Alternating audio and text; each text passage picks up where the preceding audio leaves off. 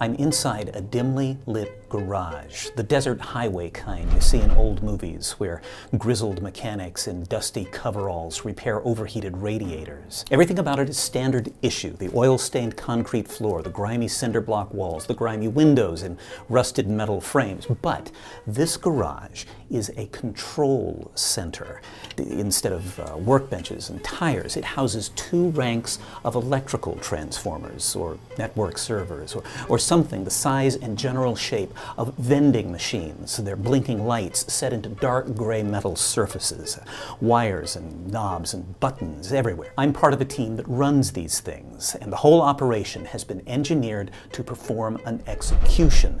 Of whom and for what, I don't know, but we are moments away from killing a man and fully occupied with our tasks. There's a service bay door in one wall. Again, standard issue. It's open. Suddenly, all the people around me are shutting down the machines as fast as they can. I look out the service bay door and I see why. The sky is black, the wind is whipping the trees, a storm is about to hit. Then I'm outside the garage. I'm alone. A tornado touches down so quickly I don't have time to react, and instantly, I'm inside a 1-story house, some 20 miles away. It's an older house, 3 bedrooms, built in the 30s or 40s. It's filled with people of all kinds, some seated, some milling around. My sense of things is that this is not a party, but an impromptu gathering, maybe one called on an emergency basis. I'm taking pictures of a tiny giraffe-like animal. Its neck is remarkably thin, and its eyes are remarkably large, and it's moving much too quickly for me to get proper focus. An elderly woman, who I believe to be a former nun, is trying to check the weather on her smartphone. I take out my own, and I know without even looking at it that the lake near the control center has risen out of its bed and is moving toward us.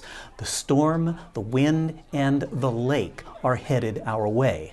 I tell the nun that I have got to get back to the control center because I left some camera equipment there, and I rush out the front door. But it's too late. I look left from the porch down the quiet residential street, and I can see a house-height wave crashing around the corner and heading toward us.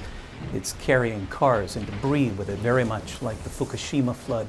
There are people running ahead of the water, but it's overtaking them. I notice one sobbing woman in particular being carried by the water in a seated position, her hands resting in her lap, just as if she were riding on a bus. Her body is calm, but her face is anguished. She looks so hopeless. I wade out into the water. I'm taking pictures. I wake up.